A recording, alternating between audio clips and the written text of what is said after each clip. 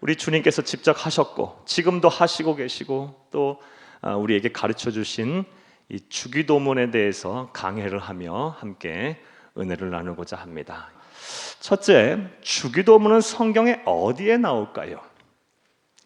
신구약 66권 가운데 주기도문은 사복음서인 마태복음과 누가복음에 나옵니다. 마태복음 6장 9절에서 13절 그리고 누가복음 11장 2절에서 4절에 나옵니다. 이 두 마태복음과 누가복음 이 두 곳에 기록된 주기도문은 모두 같은 배경 안에서 같은 시간적 같은 공간적 배경 안에서 우리 주님께서 하신 말씀입니다. 동일한 내용이라고 볼 수가 있습니다. 그런데 마태복음에 기록되어 있는 주기도문이 이 누가복음에 기록된 주기도문보다 더 상세하게 기록이 되어 있습니다. 그 이유는 아마도 마태는 누가와는 달리 예수님의 12 제자 중에 하나이지 않습니까? 그래서 아마 예수님께서 주기도문을 가르치실 때 아마 그 현장에 직접 있었을 거라고 보여집니다. 그래서 마태복음에 기록된 주기도문이 누가복음에 기록된 주기도문보다 더 상세하게 기록이 되어 있습니다. 이렇게 마태복음에 기록된 주기도문이 더 상세하게 기록되어 있다 보니 기독교 2000 역사를 통해서 우리 믿음의 선배들은 누가복음이 아닌 마태복음에 기록된 주기도문을 암송하고 그것을 가르치며 또 주의 기도로 삼고 기도를 해왔습니다. 그리고 한국교회 또한 역시 이 마태복음에 기록된 주기도문을 번역해서 현대어로 이렇게 바꿔서 우리가 암송하고 지금 주의 기도로 삼고 모범으로 삼고 기도를 하고 있습니다. 자, 둘째로 그렇다면 주기도문은 누구를 가르치시기 위해서 우리 예수님께서 말씀을 하고 주신 것일까요? 이에 대해서는 이론의 여지가 없습니다. 우리 모든 그리스도인들, 예수를 처음 믿은 사람이나 또 열심히 믿고 있는 사람이나 또 그동안 많은 하나님의 은혜를 누리신 분들이나 할 것 없이 다 모든 그리스도인들에게 주신 주의 기도입니다.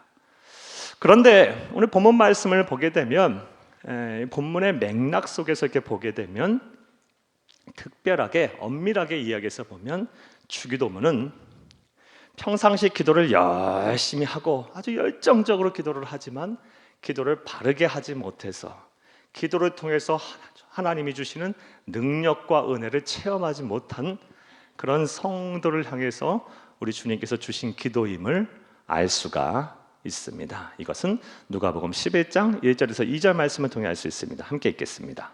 예수께서 한 곳에서 기도하시고 마치심에 제자 중 하나가 여짜오되 주여 요한이 자기 제자들에게도 기도를 가르치신 것 같이 우리에게도 가르쳐 주옵소서. 예수께서 이르시되 너희는 기도할 때 이렇게 하라. 아버지여 이름이 거룩히 여김을 받으시오며 나라가 임하시오며. 아멘. 누가복음 11장 1절에서 2절 말씀에 보면 예수님께서 기도를 다 하시고 이렇게 마치시자 한 제자가 예수님에게 왔습니다. 그리고 예수님에게 요구를 합니다. 이 세례 요한은 자기 제자들에게 기도하는 방법을 이렇게 알려주셨는데 예수님도 우리에게 기도하는 방법을 좀 알려주세요 라고 요구를 합니다. 자, 그런데 제자들은 이 예수님에게 기도하는 방법을 가르쳐달라고 요구한 제자는 기도하는 법을 몰라서 요구한 것이 아닙니다. 그렇다면 제자가 왜 그랬을까요?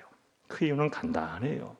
예수님이 기도하시는 모습을 보고 또 기도의 내용을 들어보니 무언가 자신들이 기도하는 것하고는 다른 거예요. 큰 충격을 받은 것입니다.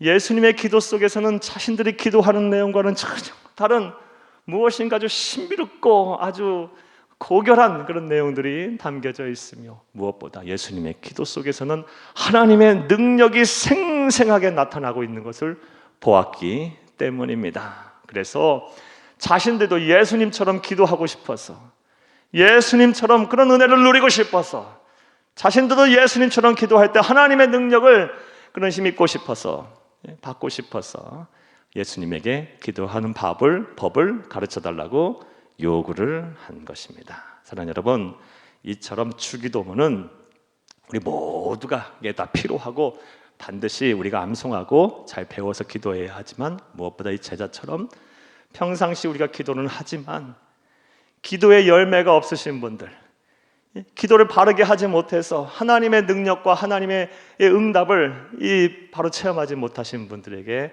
꼭 필요한 기도임을 믿으시기를 간절히 주의 이름으로 축복합니다. 이런 분들 계시다면 이번 기회에 여러분의 기도가 바뀌어지기를 바랍니다. 여러분의 기도가 하늘 보좌를 움직이는 그런 신령한 기도, 능력 있는 기도가 다 되시기를 간절히 주의 이름으로 축복합니다. 자, 두 번째는 이 주기도문은 누구를 가르치시려 기도하시는지에 대한 말씀을 드렸어요. 자, 일반적인 계과 이제 세 번째로 주기도문의 구조와 내용을 간단하게 여러분에게 설명을 해드리겠습니다. 이후 이제 자세하게 강의를 통해 설명할 텐데 오늘 간단하게 설명을 드릴게요. 이것은 표를 보고 함께 말씀을 나누겠습니다. 우리 표를 함께 보시겠습니다. 사랑하는 여러분, 주기도문은 내용적으로 이제 구조를 분석을 하게 되면은 총 세 부분으로 나눌 수가 있습니다. 먼저는 서문이 있고, 그 다음에 6개의 간구, 6개의 기도로 구성이 된 본론이 있고, 그리고 찬송으로 끝을 내는 결론이 있습니다. 자, 서문은 기도의 대상에 대해서 우리 예수님께서 제시를 하며 기도한 내용입니다. 하늘에 계신 우리 아버지, 이렇게 기도를 하고요. 그다음에 본론인 이 6개의 간구는 또 둘로 크게 나눌 수가 있는데, 앞에 세 가지 기도, 세 개의 간구는 하나님을 위한 기도입니다. 아버지의 이름을 거룩하게 하시며 아버지의 나라가 오게 하시며 아버지의 뜻이 하늘에서와 같이 땅에서도 이루어지게 하소서. 하나님을 위한 기도를 먼저 이렇게 했어요. 그리고 나서 우리 자신을 위해서 기도하셨습니다. 오늘 우리에게 일용할 양식을 주시고 우리가 우리에게 잘못한 사람을 용서하여 준 것 같이 우리 죄를 용서하여 주시고 우리를 시험에 빠지지 않게 하시고 악에서 구하소서. 그 다음에 이렇게 기도를 했고 마지막으로 하나님을 찬송하는 것으로 기도를 마무리하셨습니다. 이 구조와 내용을 통해서 볼 때 우리는 모범적인 성숙한 그리스도인이라면 해야 하는 이 모범적인 기도의 순서와 내용에 대해서 알 수가 있습니다. 먼저는 어떻게 기도해야 합니까? 하나님의 이름을 부르고 하나님의 이름을 송축해야죠. 영광을 돌려야 돼요. 그 다음에 이제 본격적으로 우리의 간구를 하나님 앞에 아뢰되 먼저는 하나님을 위해서 기도하셔야 돼요. 하나님의 계획과 하나님의 나라와 하나님의 뜻을 위해서, 하나님의 영광이 땅에 이루어지기 위해서 하나님을 위해서 기도해야 하고, 그 다음에 우리 자신의 문제를 끌어안고 하나님 앞에 기도해야 할 줄로 믿습니다. 그리고 마무리는 어떻게 합니까? 감사와 찬송으로 하나님께 올리고 이렇게 기도를 마무리할 때 이것이 우리 주님께서 하신 기도이자 우리에게 가르쳐 주신 모범적인 기도의 내용이며 순서입니다. 할렐루야! 이렇게 기도하시기를 간절히 주의 이름으로 축복합니다. 물론 이렇게 기도 안 해도 하나님은 들으실 땐 다 들으십니다. 상황이 급박하고 힘들면 이런 순서대로 기도 안 하고 그냥 하나님 살려주세요 라고 해도 하나님 다 들으세요. 하지만 우리 구주 예수 그리스도께서 이렇게 기도하셨다면 우리 또한 이렇게 기도해야 되지 않겠습니까? 이렇게 기도하셔서 여러분의 기도가 정말 하나님의 보좌를 막 이렇게 흔들고 막 천사도 마저도 막 감동하고, 그리고 막 하나님께서 막 복을 주셔서 막 하나님의 감동하셔서 이렇게 복을 주시는 그런 기도들이 다 되기를 간절히 주의 이름으로 축복합니다. 자, 이제 여기까지가 간단하게 주기도문의 이제 일반적인 개관의 내용입니다.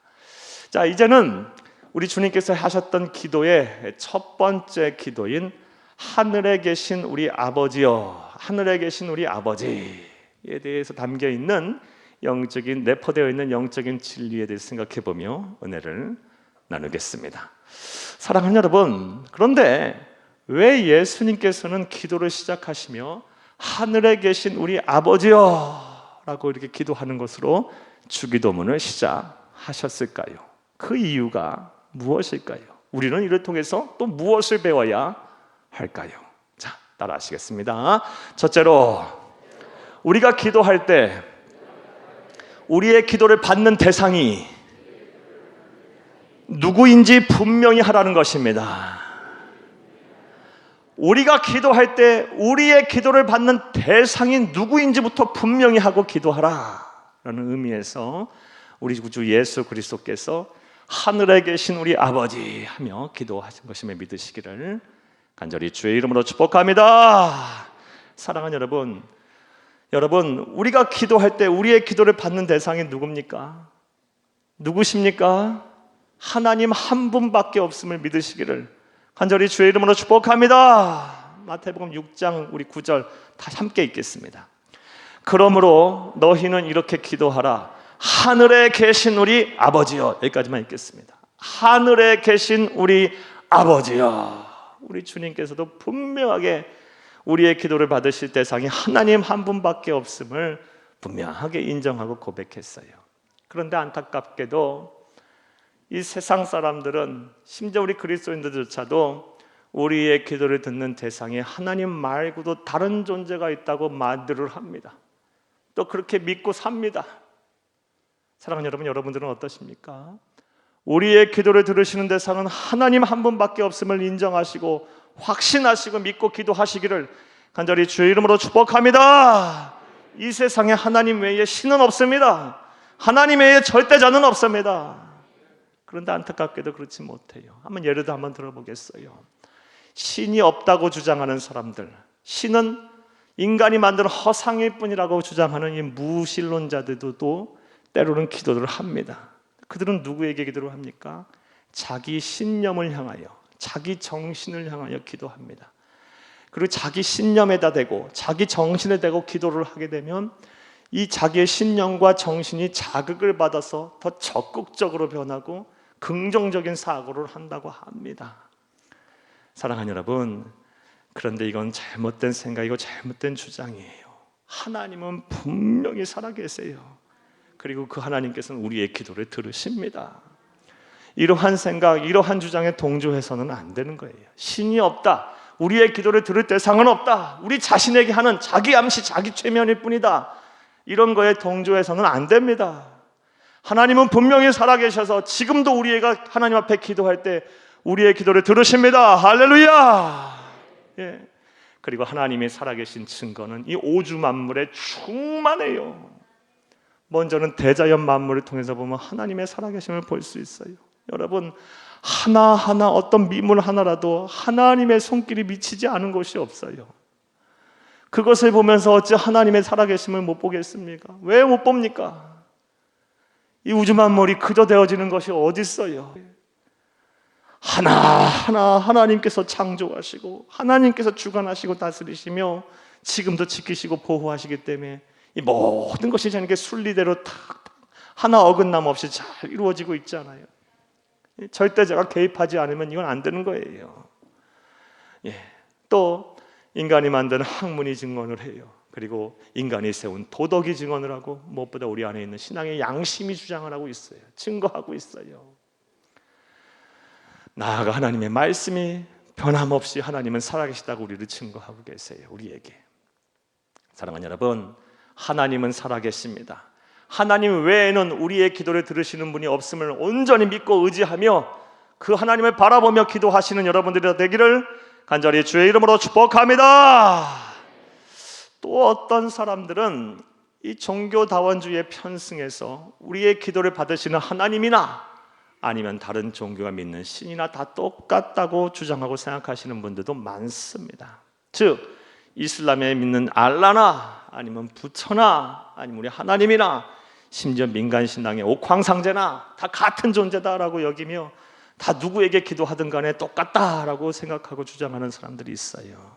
그런데 이 또한 아주 위험하고 잘못된 생각이에요. 다시 말씀드리지만 이 세상엔 하나님 외에는 신은 없음을 믿으시기를 간절히 주의 이름으로 축복합니다. 예, 사랑하는 여러분, 우리의 기도를 받을 대상은 하나님 한 분밖에 없습니다. 우리 주님께서 이것을 분명히 하셨어요. 하늘에 계신 우리 아버지 하면서 주님께서 우리의 기도를 가르쳐 주셨어요.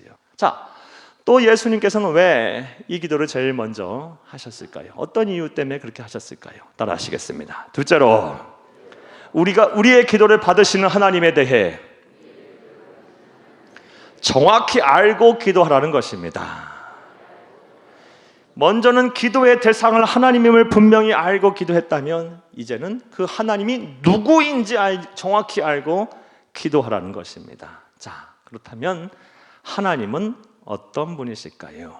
먼저 하나님은 언제 어디서나 계시며 우리가 기도할 때 반드시 우리의 기도를 들으시는 분이심을 믿으시기를 간절히 주의 이름으로 축복합니다.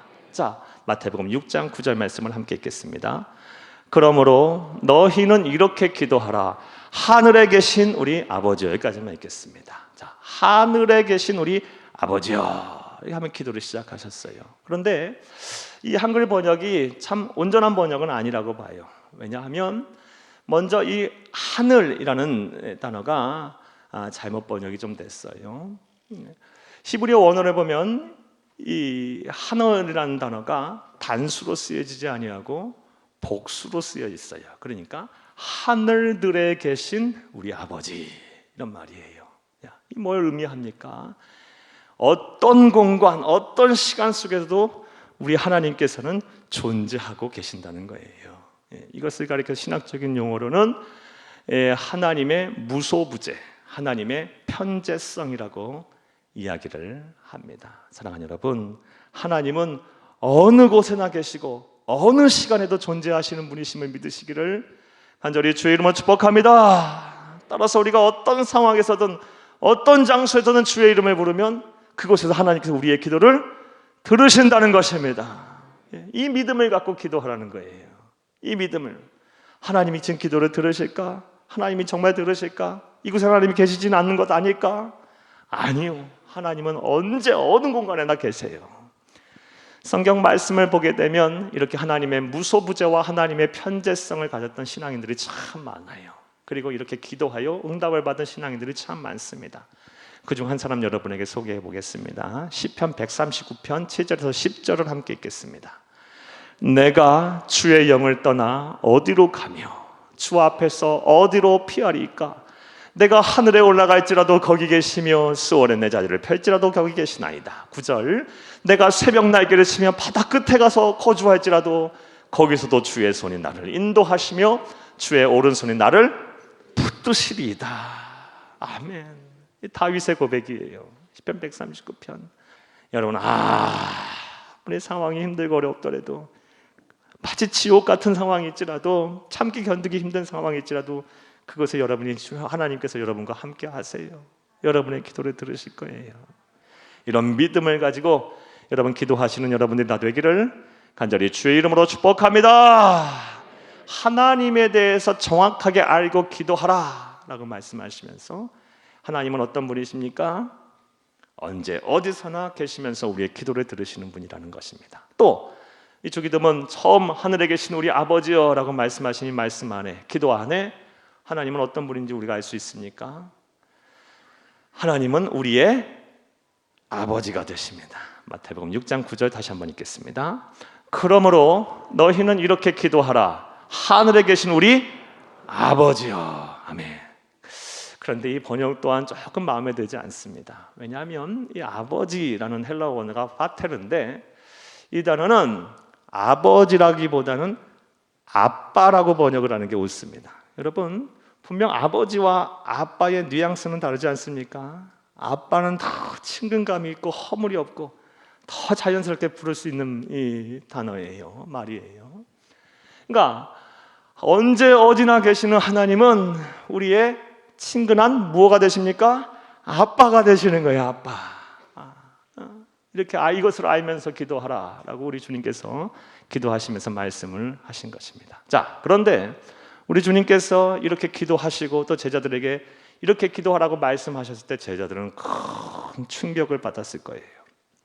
오늘날에 우리가 하나님이 우리의 아버지가 되시고 아빠라가 된다는 거, 이거 너무나도 아주 쉽게 당연하게 받아들이는 사실 아닙니까? 하지만 성서시대 사람들은 절대 그렇지 못했죠. 특히 구약의 백성들은 감히 어떻게 하나님의 이름을 자신의 입에 담을 수가 있어요? 너무 위험이 높아서, 너무 전지전능해서, 그분은 심판의 주이기 때문에 함부로 하나님의 이름을 떠올릴 수 없었어요. 감히 이 하나님의 이름을 입에 담지 못했어요. 그런데 그런 상황 속에서 하나님을 아빠라고 부르셨고 또 아빠라고 부르라니요. 그들은 아마 큰 충격을 받았을 거예요. 자, 그렇다면 하나님이 우리의 아빠가 되신다는 의미가 뭘까요? 하나님이 우리의 아버지가 되신다는 그 의미는 뭘까요? 사랑하는 여러분, 이거 어려운 얘기가 아니죠. 하나님이 우리가 아빠가 된다는 건 다음과 같아요. 정상적이고 상식적인 그런 아버지는, 부모는 자녀를 향해서 무한 책임을 집니다. 아낌없이 사랑하고 아낌없이 헌신합니다. 나는 못 먹고, 나는 못 입고, 나는 못 배워도 내 자식, 내 딸, 아들, 딸들은 그렇게 안 해야 되겠다고 사는 것이 우리 부모의 삶이고 우리 아버지의 삶이에요. 이 아버지들 다 그렇게 사셨고 또 지금도 그렇게 살고 계시지 않습니까? 그게 아버지예요. 따라서 하나님이 우리의 아빠, 우리의 아버지가 된다는 것은 우리를 무한 책임지신다는 거예요. 우리를 사랑하신다는 거예요. 우리에게 가장 좋은 것을 주시겠다는 거예요.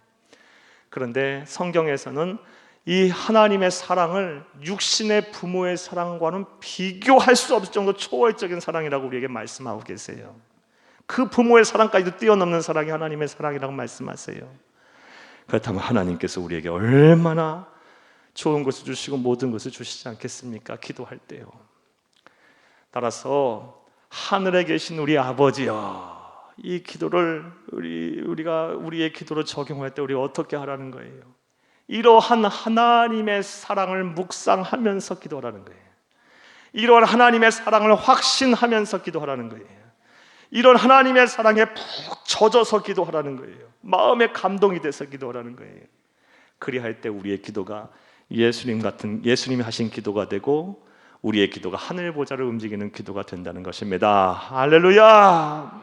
여러분 이제 기도하실 때 막 하지 마시고 오늘 들은 말씀대로 먼저 기도의 대상을 분명하게 하세요. 하나님 외에는 내 기도를 들으실 분이 없고 하나님 외에는 내 문제를 해결하실 분이 없으며 하나님 외에는 이 땅에 신이 없다, 전지전능하신 신이 없고 나를 구원할 자가 없다라는 분명한 믿음을 갖고 기도하세요.